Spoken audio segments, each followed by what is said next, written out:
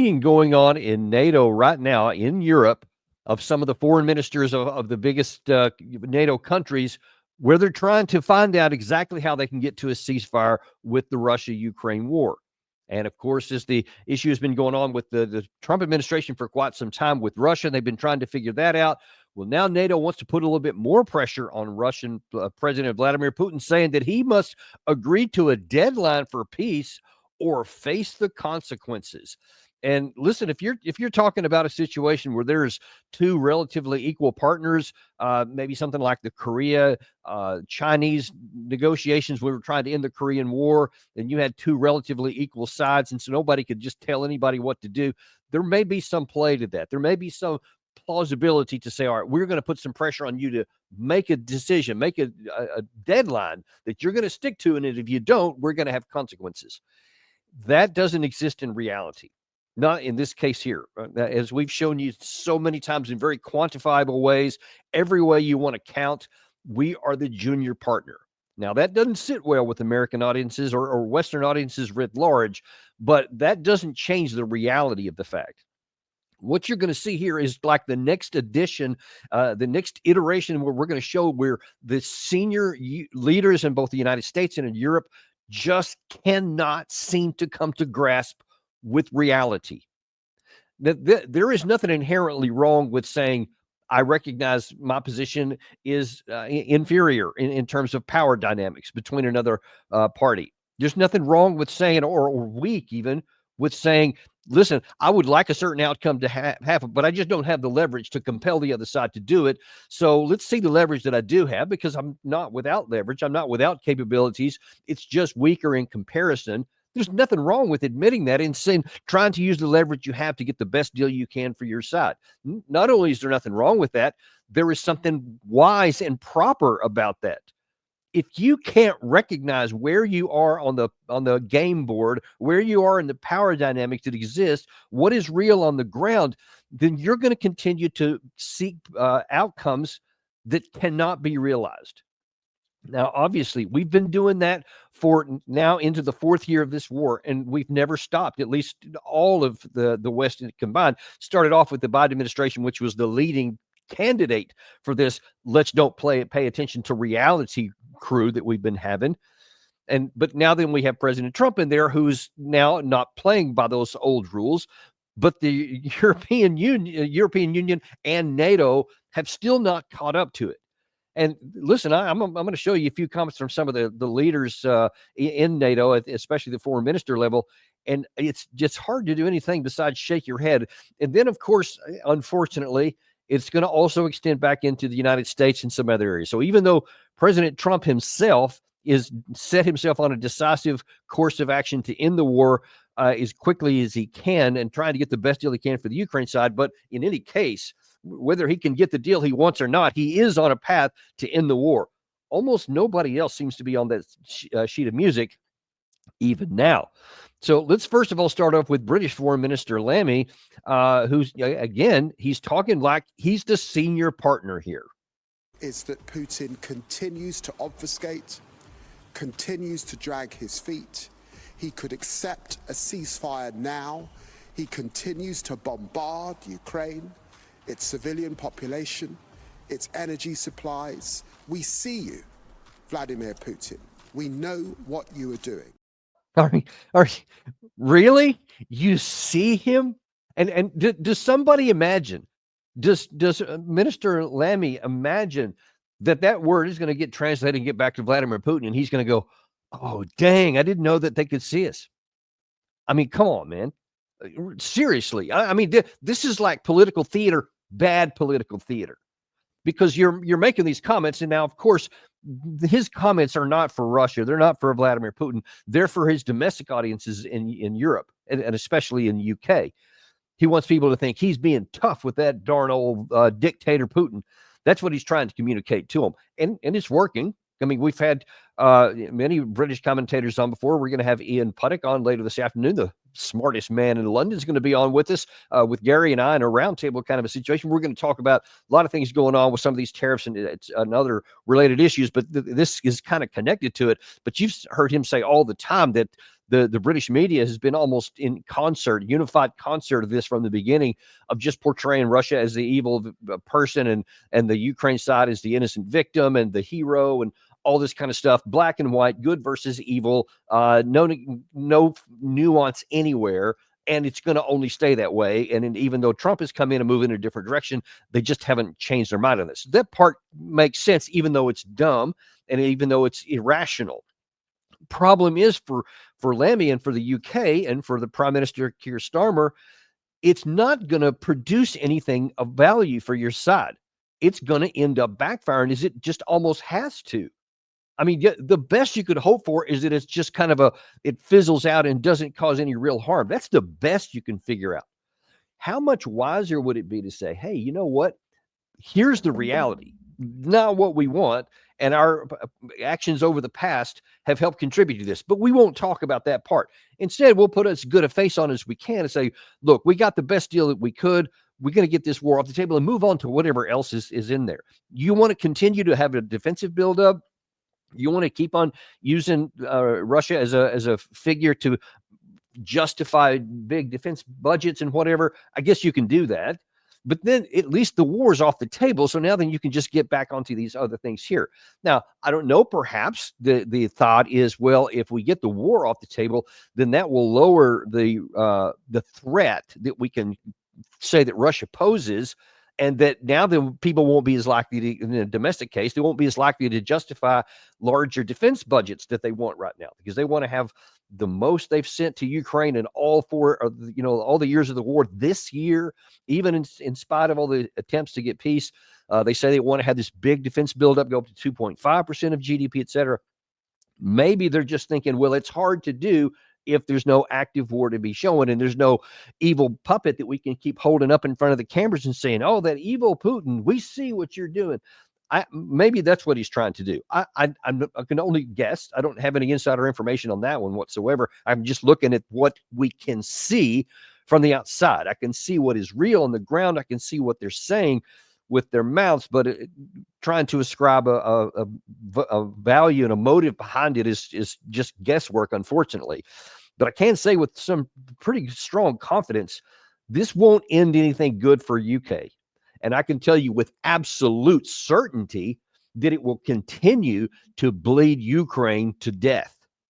Every day we go on with this kind of fiction, more Ukrainian men die. Every day that goes by, more Ukrainian territory is lost to the Russian side perpetually. And listen, even in his comments right there, he says, yeah, Russia is dragging their feet. They're not coming to the table. They're continuing to fight. Well, no kidding, Mr. Lammy. That's what they said they would do.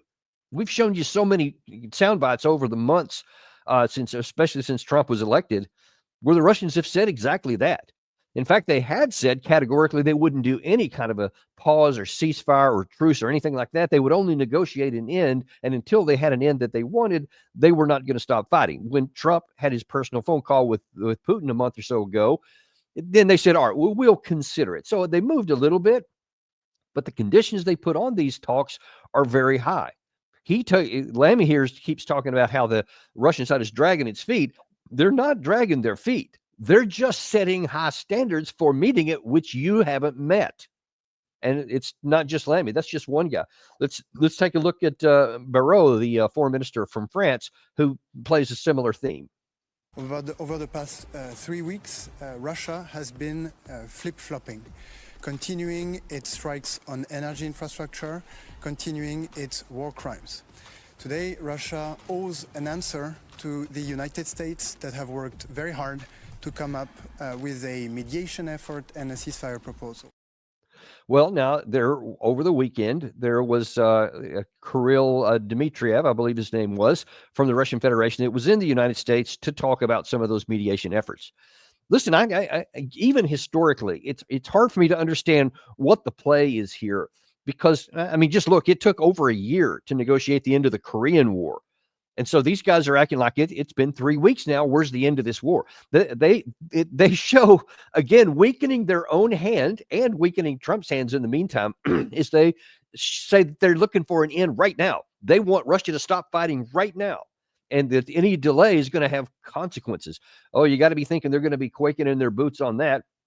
As a matter of fact, that I don't have this clip to show, but Kirill was on Fox News over the weekend. He was asked about the economic issues and the threat of more sanctions, which is what the NATO folks are saying. That's what the consequences are going to be, that there's going to be more sanctions put. And Trump has even floated maybe putting some oil tariffs on top of the Russian oil to try to compel them to come to an agreement that he wants, et cetera. But Kirill pointed out that, we had 4% GDP growth in the last year. Europe had about 1%. So that's with all of your so-called maximum pressure sanctions. So it's hard for me to imagine, this is what Kirill's saying, what a few more sanctions are going to do, because they have worked hard to make their country sanction-proof or very sanction-resistant. And if NATO is again thinking that's going to scare Putin, he's got to be looking around and going, am I missing something, to his compadres there in the Kremlin, going, they've already got, I think the number, and I think this is a literal number, it's like 18,000 sanctions of various kinds, the small ones, big ones, everything in between. And it hasn't done anything. At what point do we go to ourselves, you know what, we might want to try a different tool? We keep trying the hammer, and all it does is break stuff, and it breaks our stuff. It doesn't break the other side stuff. Perhaps we should try a different path. But instead, no, we just say, look, it hasn't worked. We just haven't tried it enough. We just haven't hit the thing with the hammer hard enough. If we hit it harder, then something good will be created. I mean, first of all, a hammer is for either nailing something together or breaking stuff. It ain't for building stuff up. You need a lot more tools than just a hammer if you want to create and build something. That's why you have the old diplomatic tool chest, not just a tool, plural, a singular. We haven't seemed to come to that agreement, or haven't come to that recognition. And as long as we keep going down these absurd pathways, we're going to continue to be frustrated. And, you talk about putting a time schedule on things. Look, if you want a time schedule on something, then you need to go to Volodymyr Zelensky, leader of Ukraine, and say, here's the conditions that Russia has said, which are very similar to what they've been saying throughout the entire war. There's going to have to be an election held. There's going to have to be a demilitarization. There's going to have to be the surrender of a lot of territory, more territory than what they've lost in the Warsaw War. And there's going to have to be a declaration of neutrality. No NATO now, ever. Those are the things that the Russians are saying. So they're saying, yeah, we'll have a ceasefire. We'll even have the temporary or the limited no attack on infrastructure. You saw that the claim there that the Russians had been attacking infrastructure, even though they had said come to an agreement. And there's some truth to that. But the problem is, that's not all the truth. The truth is that both sides have been doing this. Ukraine has been continuing to attack into Russia as well, in some very spectacular shots since that agreement on the 18th of March was made. Since Zelensky committed to Trump that he was going to do that, they have continued to do it. Both sides have. Not a shock. That happens in war all the time. Both sides say that they are not doing it. Both sides accuse the other side of doing it. But an honest evaluation of what's happening on the ground shows that both sides are violating the ceasefire. And they're going to continue to do so until they get to the point where one side or the other gets tired of this and says, all right, well, I guess we're going to have to give in on something. See, that is what is necessary to get to a ceasefire and then to an end of war negotiation terms. One side finally has to be worn out until it realizes that it will no longer benefit by continuing to fight, or they'll lose the war. That's a point of contention on the American side, which I'll get to in a minute.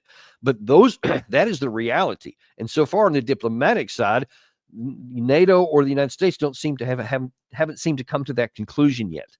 So that was France and Britain's foreign minister. The U.S. Secretary of State Rubio is at the same meeting, and he had a slightly different message. Here's what the president wanted to do. He wants to end this war, and he wanted to test it very early in his administration. Is it possible to end this war on terms that are acceptable, obviously, to both sides? Because you can't end a war unless both sides agree. And that's what we're in the process of finding out. We will know soon enough, in a matter of weeks, not months, whether Russia is serious about peace or not. I hope they are. It would be good for the world if that war ended. But obviously we have to test that proposition. So we're working through that process. We had a visitor, Mr. Kirill was here this week. had a chance to sit down with him. He met with others. He'll take some messages back, and the message is the United States needs to know whether you're serious or not about peace. Ultimately, Putin will have to make that decision. The Russian Federation will have to make that decision. I think the Ukrainians have shown a willingness to enter, for example, into a complete ceasefire to create space for negotiation.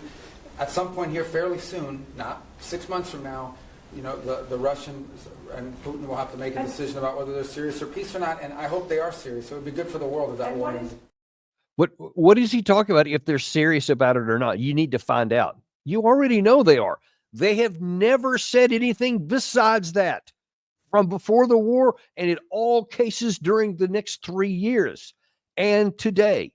That's why Kirill was here. That's why Putin agreed to talk with Trump. That's why he's willing to say, all right, we'll consider a ceasefire, even though they had previously not. They want to end the war, but only on terms that they feel like they can trust and only with what they can control with their own hands. That's the big problem. You keep saying, and all of your compadres there, that you want to see if Russia's serious about it. How's about looking on the other half of this equation to see if Ukraine is serious about it? That's what hasn't happened yet, because Russia has its terms very clearly laid out. What is not clear at all is whatever the West wants to do. They have not put out a clear enunciation of what they're seeking. Only a just and lasting peace, that bumper sticker, which has absolutely no meaning.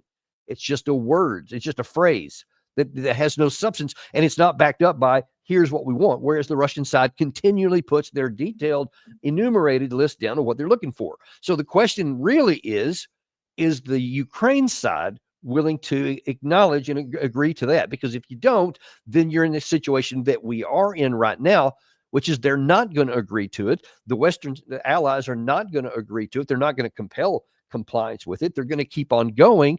And in fact, that's what they've done so far, is they keep talking about, even in the midst of all this alleged peacemaking, they say, how can we give you more ammunition? How can we give more armored vehicles, et cetera? There's still people looking to do that. Germany has just offered a new deal here recently about a support package, all of which just goes to make Zelensky think, all I got to do is hold out a little bit longer. Maybe we can win this if we just can hold out. Or maybe Zelensky's thinking, I don't know about when, no time in the near future, but if I keep getting all this stuff, we can at least exist and survive. And then we'll figure it out later.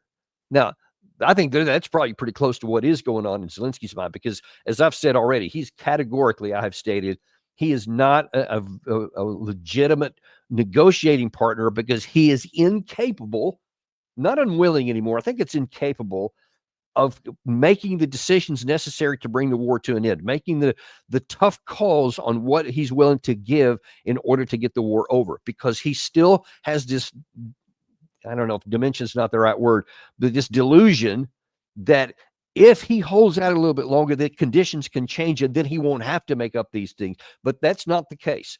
The fundamentals that go into war-making capacity at the national level are pretty cut and dried. And all he is accomplishing is to get more of his people killed and more of his territory lost. That's just the fact of it. But we can't come to the facts. So then we get back to this whole issue that I mentioned a minute ago. Has one of the sides come to the point to where they can say, all right, we can't get what we want this way, we're going to have to concede? The answer is no, it's not. And Rubio said at the beginning of that clip there, he said, obviously you can't you can't end the war unless both sides agree to the terms that's going to end it. Well, that's not accurate either. There is another alternative, and that is that one side, the Russian side, says, hey, we're just going to keep fighting until we defeat the other side. And then there's no negotiations. We don't have to worry about anything. We just issue terms of surrender. That's what they've done before. That's what they did with the Nazis in World War II. And they appeared to be on a track to do that again here. That I've heard someone say recently, could you imagine the Russian side in say December 1944, January 1945, when they were literally on a steamroll moving across the continent? Actually, you could even back it up further. You could say even back into 1943, when they clearly had, the dynamic had changed and it was irreversibly and irrevocably on the Soviet side. Yeah, let's go back to 43, late 43 for sure. Is that the war was already decided. There was no longer going to be the capability and manpower, equipment, or anything else from the German side even with all their allies, and the Soviet side with all of its allies and manpower, especially, they could just roll across and there was nothing that was going to stop them. Can you imagine in that case that Stalin would have said, all right, you know what? The cost is just too high here. Let's go ahead and just end the war here in Romania, for example, when the lines had gotten into there, or even up to the German border, and said, all right, we'll have negotiated style here, and left Hitler in power. I mean, they would have been insane to do that, because they already knew what they were dealing with there. And if they had just stopped, there was ever possibility that the Nazis would be able to rebuild power and then the war would continue on. So they didn't even entertain that possibility, because from the Russian side, they said, we will have security on our western flank, and one way or the other. And that one way turned out to be the only thing they could agree with then, because of they could see Hitler was untrustworthy, and from their perspective, and therefore there was only one other way, and that was military victory. And I think a close proximity to that right now, obviously on a much lesser scale, but the conditions are similar, especially from the Russian side, in that Putin is saying, I'm not going to just stop the war here and leaving Zelensky in power, leaving all of this stuff in the Western military alliance inside the country, all of this weapons and ammunition training, intelligence, everything continuing to flow, when he would have no power over. So it's not, from the Russian side, it's not just about ending the conflict and stopping the killing. That's an important factor, but it's like 3 or 4 down the list. At the top of the list is their security. And so it would be, I would be shocked beyond belief. Until the war is over, everything has at least some theoretical possibility. But I would be shocked if Putin ever agrees to a negotiated settlement that doesn't require the denazification, according to their definition, or a demilitarization, and the territory where the Russian speakers are, which is the thing that went in, and obviously the no NATO clause. So those are all asked that so far the Ukraine side is not willing to entertain. And pushing this even on the U.S. side, I mentioned a minute ago, those are the diplomatic issues. There's also military issues. General Cavoli, the commander of the U.S. European Command, was interviewed or had to testify before the Senate Armed Services Committee yesterday. And there was a number of important things that were said. I talked some of them yesterday in the show there, but there's some additional, especially in the back and forth and the questioning that went on, which is also very illustrative of where the military mind is in the U.S. and where some political mind is in the U.S. And spoiler alert, it ain't a good place. Here is an exchange with Senator Slotkin and General Cavoli on what is after this war is over. Do you believe that after Russia invaded Georgia, then Crimea, then eastern Ukraine, that if some sort of deal was reached with Vladimir Putin, especially one that advantaged him, that he'd be done with invading neighboring countries, that he would be done with adventurism in Europe? I do not, ma'am. My professional assessment, based on years of study, is that this is part of a broader pattern in Russian history and certainly in current Russian activity. How the U.S. oriented against that is not my call, of course, but that is my assessment of their threat. Okay, that does more harm to our side than I think anybody recognizes, at least anybody in our government, because that was a Democratic senator, so you expect her to be taking a position that was favorable to the Biden administration before that. They're kind of in the same place. There are many people in the U.S. Political realm on both sides of the aisle that have a similar view on that. But you see that was the general talking there. So he's not political. And you could tell, at least I believe, rather, that he was sincere in what he said. He actually believes that. And the way she phrased the question, after Russia invaded Georgia, after they invaded Crimea, after they invaded Ukraine, do you think they'll finish with their adventurism? So the mental construct here is that a whole good versus evil thing before. He's evil. Vladimir Putin is evil. Ergo, Russia is evil. And this is all adventurism. There's no reason for any of this stuff. It was an unprovoked. You remember that one that used to be said all the time? Unprovoked and unjustified war, right? That's the vision here. It's just adventurism. So after he finishes that, Will he stop there? Because, wow, he's going to have a taste of blood in his mouth. He's going to say, man, we succeeded there. What else can we go get? That's the mentality with that very loaded question that we have.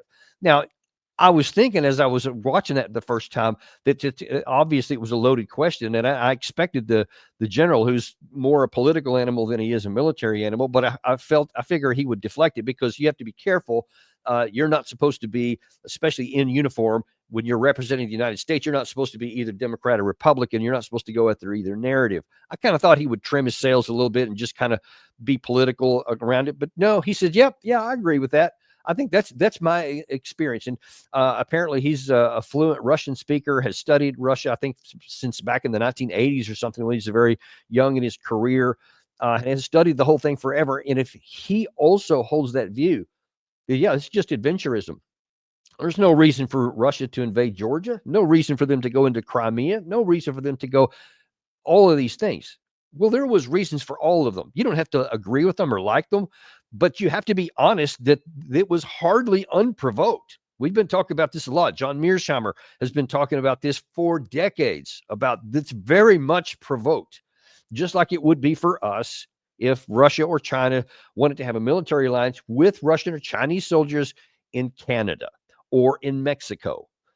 We've had that experience in our path where there was some possibility of that during the First World War, you may recall. Just the existence of a letter suggesting such a thing sent everybody into a tizzy here.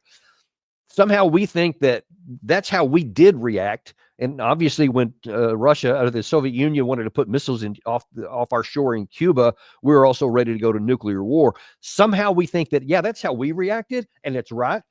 But when the shoe's on the other foot and it's us that's doing the provoking on the other side, there's no reason they should do it. We're a defensive alliance.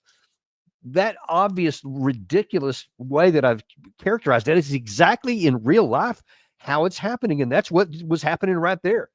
So even after all that's been going, after all the information that's been put out, that we keep talking about all the time, that's there in the open source for anyone to look at that they want to. Here are the senior leaders of our government in both the military and in the Senate keep having an ahistorical and an inaccurate view of understanding of things. The reason why that's so important is if you have a mental construct that you genuinely believe that's why these wars started, then that leads you to make choices and decisions that are unlikely to succeed and have a good possibility of getting you into more trouble. And look, we just create Russia as being the evil, wicked one to our peril, because we don't need to do that. Now, there's a lot of evidence that the Trump administration recognizes some of this, and they're moving in areas to try to have good cooperation. Trump said, I think on Air Force One last night, that they're working on some things, that they're trying to improve relations, and bilateral relations between the United States and Russia, because they want to have better relations so that we can get the prospect of war off the table. The Kirill on one of his interviews here in the United States actually said, yeah, I think that Trump has avoided World War III, because I think we were trending in that direction. So he's getting some credit for that. And you're trying to work on getting some business ties opened up between the U.S. and Russia. All those are good things, because they all lower the chances of having any future conflict. But if you keep these kinds of constructs that I keep showing you here, then we're going to have a real problem. And in fact, speaking about this, it's interesting to see the Russian reaction to that. On Fox News yesterday, Brett Baer actually showed Kirill the exact clip that I just showed you about Cavoli making that comment, and here's how he responded. If Russia gets a deal, makes a deal, is that the end of the adventurism going forward to other countries? Well, I think definitely so, and I would say there are lots of false and fake narratives circulating, such as Russia possibly going into Europe. I mean, that's just a crazy idea. And the problem is there are lots of crazy people and they discuss it together, so it becomes like crazy group crazy. And I think President Trump is very realistic. He knows it's not going to happen. And I think it's very important that there are safeguards in place. But what is dangerous is that there are lots of sort of false narratives, and people stay in those narratives before the same people were proposing decisions on Ukraine that would never have worked. Yeah, see, it's so sad that it's hard to show clips that show the Russians being reasonable and logical. And yet that's exactly what happened in that clip there. Because he said, look, these people were proposing ideas that wouldn't have even worked and didn't work. categorically, provably, demonstrably on the ground, did not work, would never work, because they were not willing to see the ground as it exists. Ergo, you keep putting in policies that are going to fail because they're based on a flawed assumption of what's really existing on the ground. It's like trying to build a house without actually putting a concrete foundation down there. Well, I want to save some money, so I'm just going to put it on the dirt. And I'm just going to build it and put it on top. And all of a sudden the thing crumbles. It starts cracking even before you finish the thing. And you're puzzled as to why that is. Because you didn't have the right foundation. And once you have the right foundation and understand what's on the ground, then you make allowances for that. And now then you can build something that's going to be stable on it. But if you have a flawed foundation, everything you build on top of it will be flawed. That was driven home even more clearly in the subsequent part of that same engagement between Senator Slotkin and Cavoli, when she asked him about the ramifications for this for China, Taiwan. What are the lessons then that you think they're learning from this, watching us in this conflict, as we now quickly move to negotiate with Putin, put a lot of trust in him and the person that invaded a democracy? Do you think it makes them more likely or less likely to go ahead and try and take Taiwan? Ma'am, I think they're learning lessons at every echelon, one of them being the policy-making and decision-making echelon. I'll leave that to others to comment on.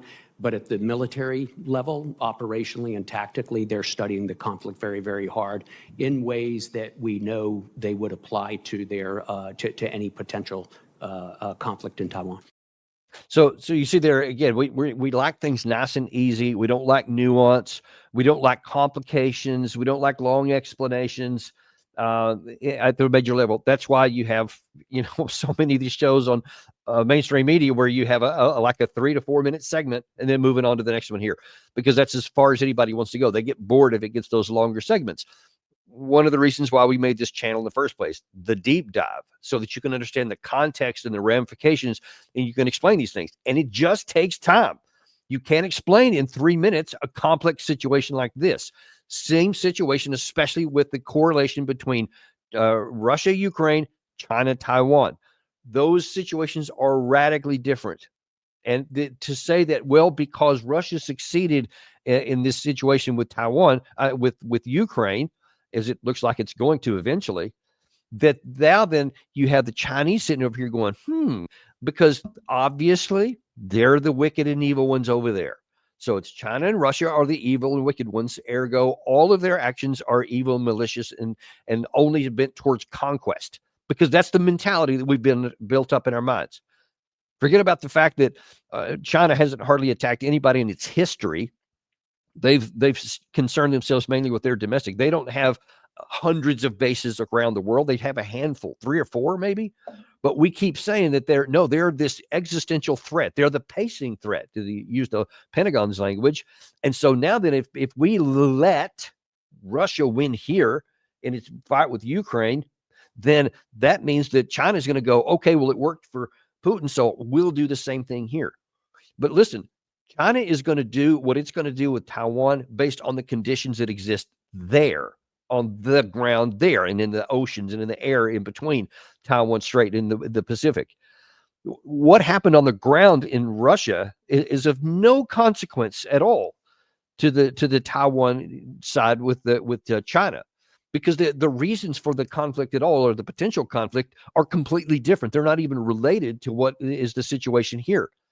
But now there are obviously some similarities that could be into effect, and the aspect of the United States is a big one, because it was the U.S. involvement with Ukraine that initially caused them to, we basically supported this coup that was going on. If we didn't, I don't think we actually planned it. The evidence shows that it was something that was going on domestically, but we sure fed it once it happens, and then we took advantage of it at the end of that, which ended up leading to the Civil War that started in 2014, leading to the Minsk agreements in 2015 that were never applied. And then because the West also didn't want the Ukraine side to apply them, that ended up setting the case for, then Russia chose war in 2022 is the only way they could solve it. They said diplomacy isn't going to work. We've tried everything. Now then, because we see you're still moving NATO into Ukraine, that's when they chose to act. Now on the China-Taiwan side, you have a different set of dynamics entirely.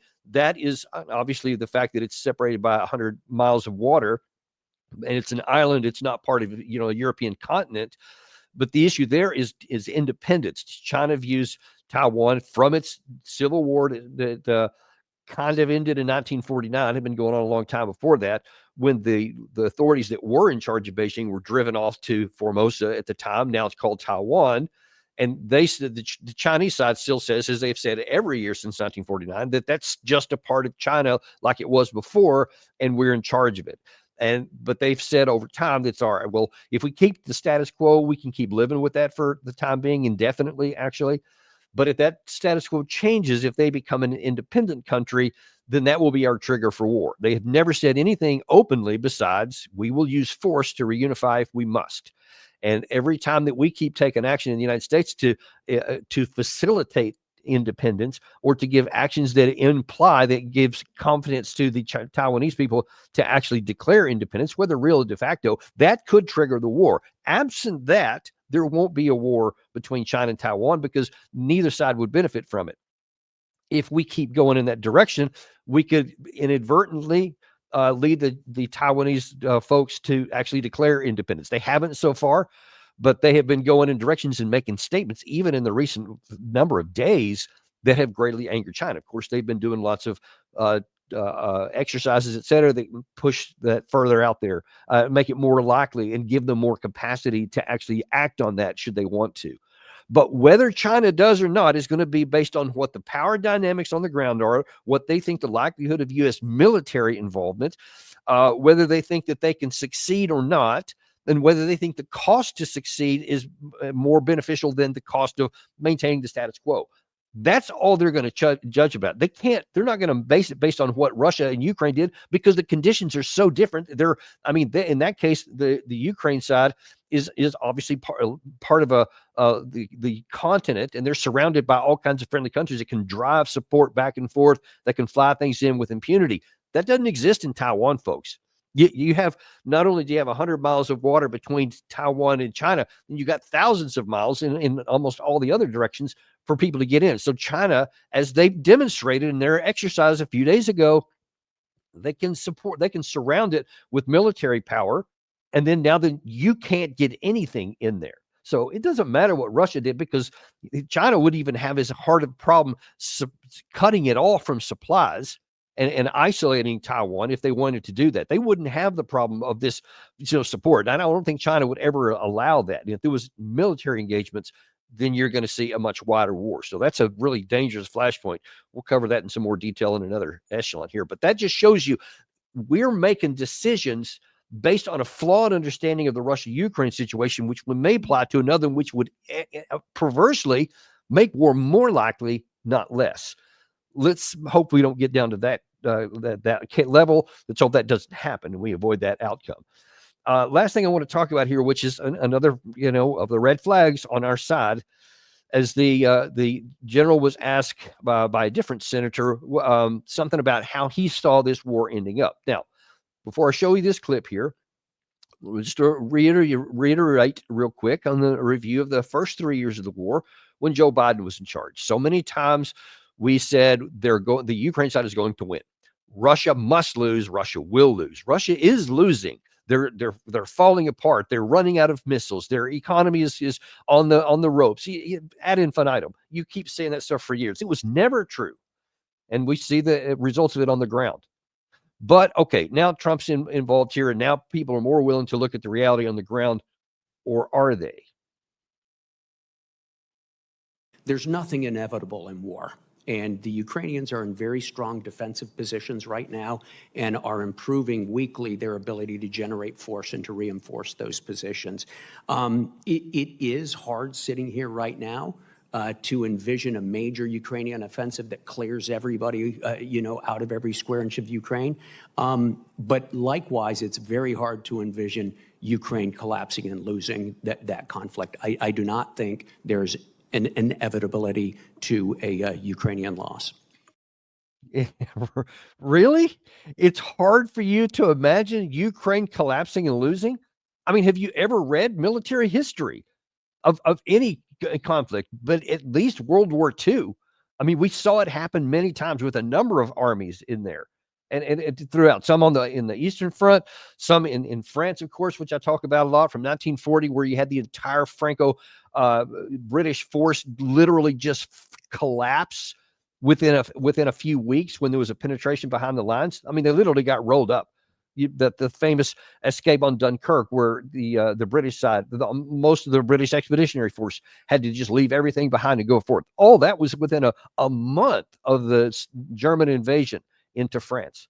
So it has kind of happened, and it has been a testament to the tenacity and the fierceness of the Ukrainian side that we're in the fourth year of the war and they haven't collapsed. But it is not hard to imagine that in the fourth year that could happen, because the Russian side keeps getting stronger, keeps getting bigger, it keeps getting more ammunition, more weapons. It's advancing in its capacity, its tactical operations. Things they continue to improve, and they have so many men that they are able to rotate troops on and off the front line. They're able to train folks out of context for months at a time, so that they can do everything that a good organized warfighting system can produce. And the Ukraine side has almost none of those things. And despite his claim that I think that they figured out the manpower problem, I don't think that they figured out the manpower problem. And he should know that behind the scenes. He should know what's going on and how they're literally stealing men off the streets, and they're trying to legislatively figure out how they can lower the age of draft to 18 so that they can go get more men, because they're running out of all the other categories. So it's not hard to figure that out. And if you say that I don't see a chance that the Russians are going to win, then gracious General, what are you looking at? I mean, and if this is we are left to wonder if this is just a public statement, but really behind the scenes, they're telling the White House and National Security Council, et cetera, what the truth is, what we're telling you. We can only be left to wonder. But you see, you can't keep lying. And you can't keep saying things that aren't true, because you feed into this public narrative that the senators were asking, because they want to know, is this something that we can win? Is this something that the Ukraine is going to lose? And if you tell them no, see, but what you have done there is you said, and of course the NATO, the European folks are going to be jumping all over this. You've just said that the Ukraine sides can go on basically indefinitely. As long as we keep giving them stuff, they're not going to collapse, because the Russians aren't going to be able to move forward. And I know from personal experience here in the United States that there is almost no one, very, very few people in the United States think that there is a chance that the Ukraine side can lose the war, that there may be even fewer that think the Russians can win the war. And the difference between those two statements is that, one, you could just have, because of this nonstop, perpetual, inching ahead and the bombardments, that someday the Ukraine military can just collapse of its own weaknesses. But then there are fewer that believe that the Russians can mount a big offensive that can dominate and just break through these things by force of will. They don't think that the Russians can do that. I can't say for a fact that they can. I think the evidence is pretty strong that they have been holding back for some reason, which I can't really understand. But from the evidence that we can see, that Russia has the capacity, they've just never used it. And whether they will or not is an open question. We can't answer until either it happens or the war ends by other means.